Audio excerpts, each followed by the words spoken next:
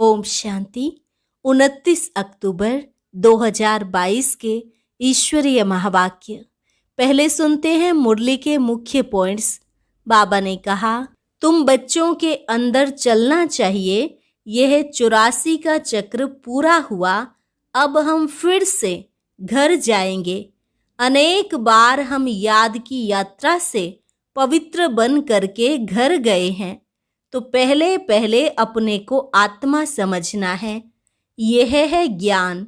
फिर बाप को याद करना है। ये हुआ विज्ञान। अभी आत्मा को ज्ञान से परे विज्ञान में अर्थात शांति धाम घर में जाना है। तुम सब आत्मा भाई भाई हो। देह को याद नहीं करो। हीरे जैसा जीवन बनाने वाले बाप को खुशी से याद करो, तो आत्मा की जंक निकल जाएगी। पूरी आयु तो देह को याद किया। अब किसी देहधारी में ममत्व ना रहे। तुम्हारा आपस में रूहानी कनेक्शन होना चाहिए। अब तुम्हें पूरा आत्म अभिमानी बनना है। शरीर का भान मिटाने के लिए बार बार अभ्यास करो। मैं आत्मा हूँ, मैं आत्मा हूँ। मेरे पास कुछ है ही नहीं जो मुझ आत्मा को याद पड़े। फिर बाबा ने कहा, पुरुषार्थ करते करते तुम्हारी विजय माला बन जाएगी, लेकिन माला का दाना वही बनेंगे जो कर्मातीत अवस्था को पाएंगे, अर्थात जिनको अंत में कुछ भी याद ना पड़े। और लास्ट में बाबा ने कहा, तुमने तो अपना सब कुछ शिव बाबा को दे दिया। फिर ऐसे नहीं समझो यह मेरी चीज है। अगर कोई मित्र संबंधी आदि कुछ भी याद आया तो वह पिछाड़ी में नुकसान कर देगा। तुम बच्चों को बहुत बहुत मीठा बनना है। आपस में प्यार से चलना है। जो बच्चे शांत और मीठे हैं उनका पद भी जरूर ऊंचा होगा। और अब सुनते हैं महावाक्यों को विस्तार से। मुरली का सार। मीठे बच्चे, हीरे जैसा जीवन बनाने वाले बाप को बहुत खुशी खुशी से याद करो, तो जंक निकल जाएगी। प्रश्न, माला का दाना कौन बनेंगे? उसका पुरुषार्थ क्या है? उत्तर, माला का दाना वही बनेंगे जिसे अंत में कुछ भी याद ना पड़े। ऐसे बच्चे जो कर्मातीत अवस्था को पाएंगे वही माला का दाना बनेंगे। कोई बहुत धनवान है, अनेक कारखाने आदि हैं, तो वह सब भूल ना पड़े। किसी में भी ममत्व ना रहे। मेरा मेरा ना हो। बस यह भाई है, आत्मा है। यही रूहानी कनेक्शन है और कोई कनेक्शन नहीं। ऐसे रूहानी कनेक्शन रखने वाले, सब कुछ भूलने वाले बच्चे ही माला में आ सकते हैं। ओम शांति। रूहानी बाप रूहानी बच्चों को समझाते हैं। यह तो जरूर पक्का निश्चय हो गया होगा कि हम आत्मा हैं और परमात्मा बाप के बच्चे हैं, तो सभी ब्रदर्स ही हैं। ब्रदर्स को बाप ने डायरेक्शन दिया है कि मुझ पतित पावन बाप को याद करो। तो याद करते हो या बुद्धि का योग कहाँ और जगह भटकता है? माया भटकाएगी जरूर। न चाहते हुए भी तुम्हारी बुद्धि कहाँ न कहाँ भागती रहेगी। बच्चों के अंदर चलना चाहिए कि बाबा ने हमको सृष्टि चक्र का ज्ञान दिया है। 84 जन्मों की कहानी पढ़ाई है। यह 84 का चक्र पूरा हुआ है। हम फिर से घर जाते हैं। अनेक बार हम याद की यात्रा से पवित्र बन करके घर गए हैं। तुम्हारी बुद्धि में आता है कि हम सब भाई भाई हैं। इसमें जिस्म की कोई बात ही नहीं। तुम जिस्म को याद नहीं करो। सिर्फ हम आत्मा हैं। हम ही पावन सतो प्रधान थे, अब पतित बने हैं। तो हीरे जैसा जीवन बनाने वाले बाप को खुशी से याद करना है, जिससे जंक निकल जाए। तो बाप समझाते हैं, बच्चे पहले पहले अपने को आत्मा समझो, यह भी ज्ञान है। फिर बाप को याद करो, यह है विज्ञान। क्योंकि आत्मा को ज्ञान से परे विज्ञान में शांत घर में जाना है। आत्मा का स्वधर्म भी शांत है और घर भी शांत है। तो पहले हमको वहां पहुंचने का है। बाबा भी वहां से आए हुए हैं, परंतु मनुष्यों को इन सब बातों का पता नहीं है। यह पारलौकिक बाप सम्मुख बैठ करके समझाते हैं, बच्चों मैं परम धाम से तुम बच्चों के पास आया हूँ ड्रामा के प्लान अनुसार। क्यों आया हूँ? तुमको वापस ले जाने के लिए। अभी तुम पतित विकारी हो गए हो, जन्म जन्मांतर विकार से ही पैदा हुए हो, इसलिए भ्रष्टाचारी कहा जाता है। तो हम भ्रष्टाचारी से श्रेष्ठाचारी कैसे बने, यह बाप समझाते हैं। बच्चे मुझे याद करो तो पवित्र श्रेष्ठाचारी बन जाएंगे। इस याद में तुम सब कुछ कर सकते हो। ऐसे नहीं कि धंधाधोरी नहीं कर सकते हो। बच्चे बाप से पूछते हैं, बाबा माला के दाने कौन बनेंगे? बच्चे माला का दाना वही बनेंगे जो कर्मातीत अवस्था को पाएंगे, जिसको अंत में कुछ भी याद ना पड़े। कोई बहुत धनवान है, अनेक कारखाने आदि हैं, तो वह सब भूल ना पड़े। तुम्हारे पास तो कुछ भी नहीं है। तुम जानते हो हम बाप के बच्चे हैं, भाई हैं। हमारा किसी में भी ममत्व नहीं है। मेरा मेरा तो नहीं है ना, बस यह भाई है, यही कनेक्शन है और कोई कनेक्शन नहीं। इसे कहा जाता है रूहानी कनेक्शन। इतनी सारी आयु तो देह ही याद आई, आत्मा तो किसको याद ही नहीं आई। यह भी ड्रामा बना हुआ है। तो यह बातें बाप समझाते हैं और पावन बनने के लिए पुरुषार्थ कराते हैं। बाबा तुम बच्चों को टाइम तो देते हैं, सिर्फ 8 घंटा मुझे याद करो। वह है हद की सर्विस, यह है सारे वर्ल्ड की सर्विस। जरूर खाएंगे, पिएंगे, सोएंगे, घूमेंगे, सारा दिन तो कोई याद भी नहीं कर सकते। तुम बरोबर अभी बेहद की सर्विस करते हो। जैसे बाप विचार सागर मंथन करते हैं, ऐसे तुम बच्चों को भी मंथन करना सिखलाते हैं।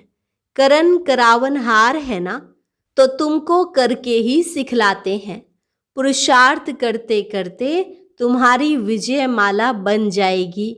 सतयुग त्रेता में जो भी आते हैं वे विजयी होते हैं। फिर सब एक्टर्स इस नाटक में पार्ट बजाने के लिए नंबरवार आते हैं। सब इकट्ठे तो नहीं आ जाएंगे। तुम सभी एक्टर्स के रहने का स्थान ब्रह्मलोक है। वहां से यहाँ आकर के शरीर लेते हो। यह सब बातें बहुत सहज हैं जो तुम बच्चों को ही याद रहती है। तुम्हारा घर स्वीट होम, साइलेंस होम है। दूसरा कोई भी अपने घर को नहीं जानता है। वह तो कह देते हैं हम लीन हो जाएंगे। जैसे सागर से बुदबुदा निकलता है फिर उसी में समा जाता है, ऐसे हम भी उस ब्रह्म में लीन हो जाते हैं। फिर कह देते हैं जहाँ देखो वहाँ ब्रह्म ही ब्रह्म है। वो ब्रह्म को ही ईश्वर समझते हैं, इसलिए तुम्हारी बातें उनकी बुद्धि में बैठती नहीं हैं। तुम उनको उल्टा समझेंगे, वो तुमको उल्टा समझेंगे, क्योंकि उनका धर्म ही अपना है। परंतु तुम जानते हो सभी आत्माएं शांति धाम में जरूर जाएंगी। बाकी हर एक आत्मा को अपना अपना पार्ट मिला हुआ है। इसको ही तो वंडर कहते हैं। तुम बच्चे अभी कितनी महीनता में जाते हो।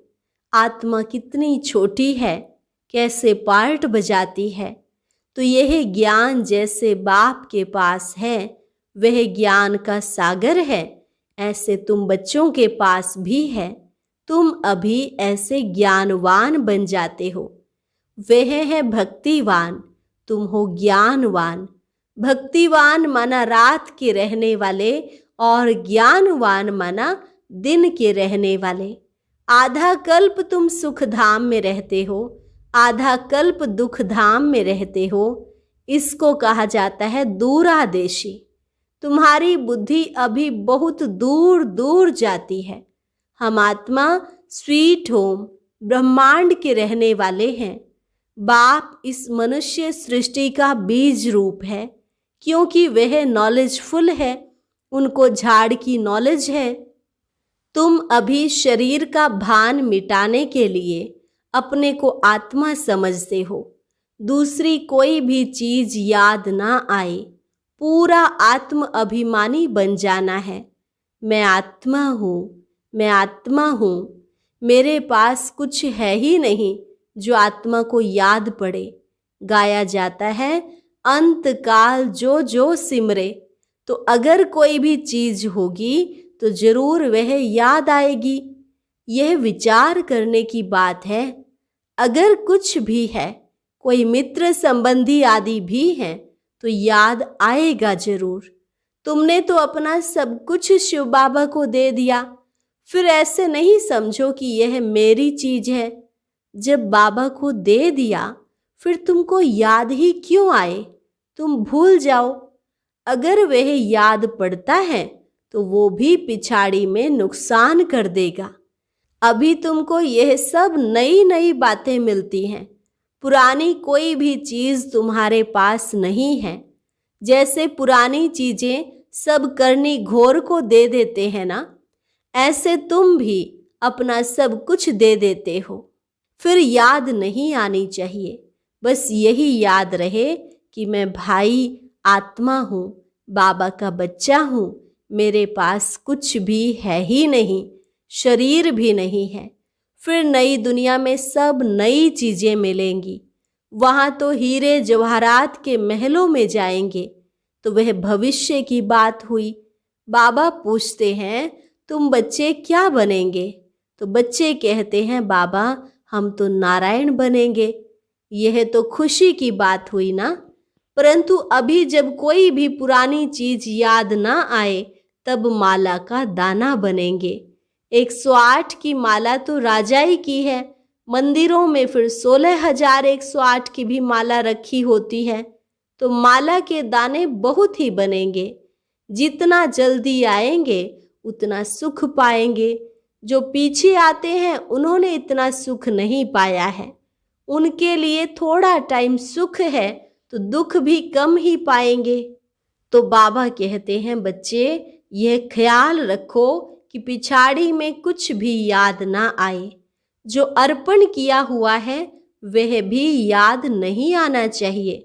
बाप कहते हैं मैं ऐसी कोई चीज नहीं लेता हूँ जो रह जावे और उसका वहाँ भर कर देना पड़े, क्योंकि मैं गरीब निवाज हूँ।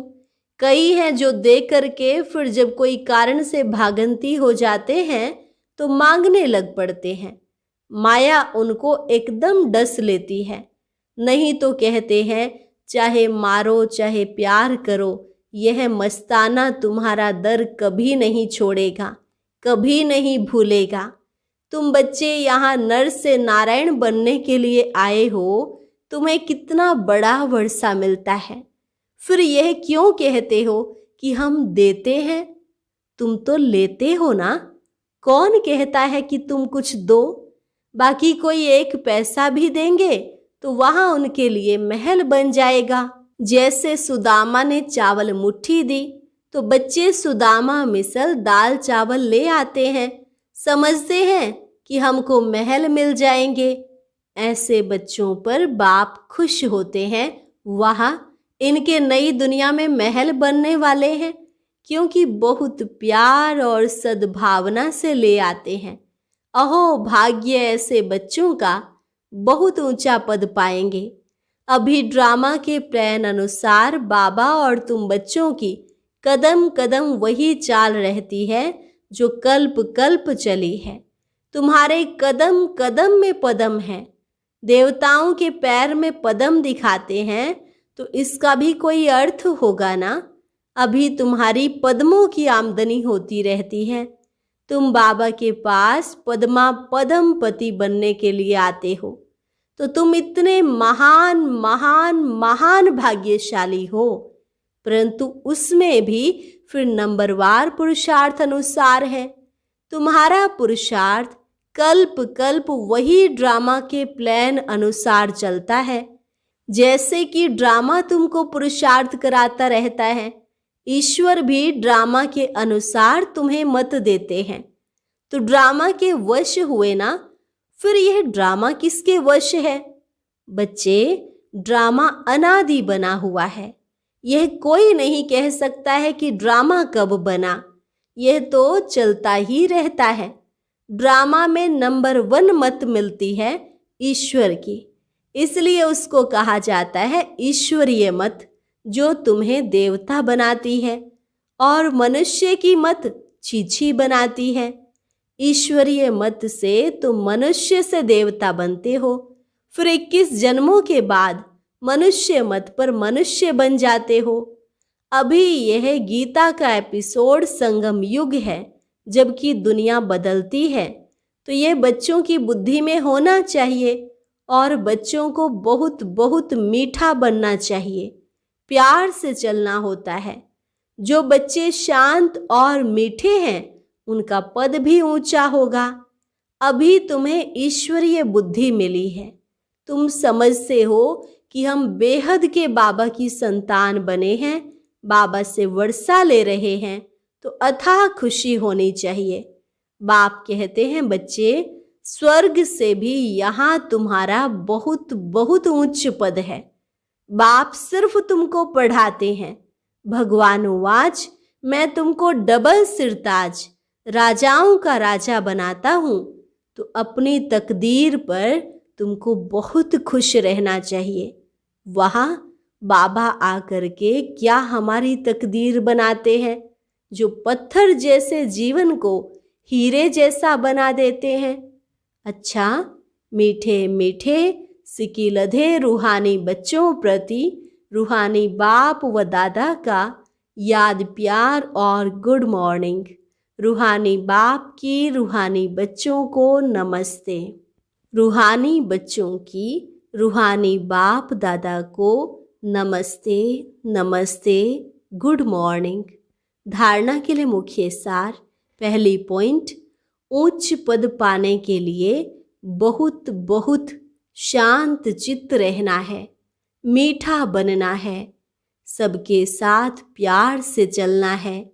जो कुछ बाबा को अर्पण कर दिया उसे भूल जाना है, उसकी याद भी ना आए, कभी यह संकल्प भी ना आए कि हम बाबा को देते हैं।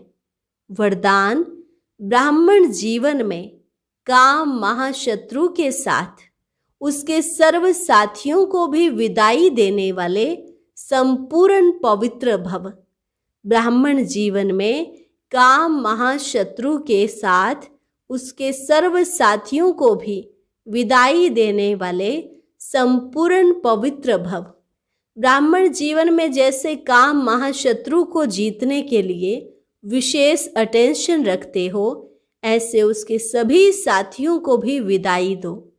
कई बच्चे क्रोध महाभूत को तो भगाते हैं, लेकिन क्रोध के बाल बच्चों से थोड़ी प्रीत रखते हैं। जैसे छोटे बच्चे अच्छे लगते हैं, ऐसे इस क्रोध के भी छोटे बच्चे कभी कभी प्यारे लगते हैं।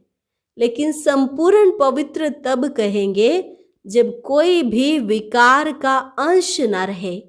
ऐसा पक्का व्रत लो, तब कहेंगे सच्चे ब्राह्मण।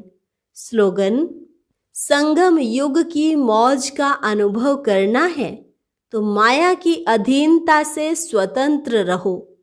संगम युग की मौज का अनुभव करना है तो माया की अधीनता से स्वतंत्र रहो। अच्छा, और अब सुनते हैं आज का अव्यक्त ज्ञान मोती।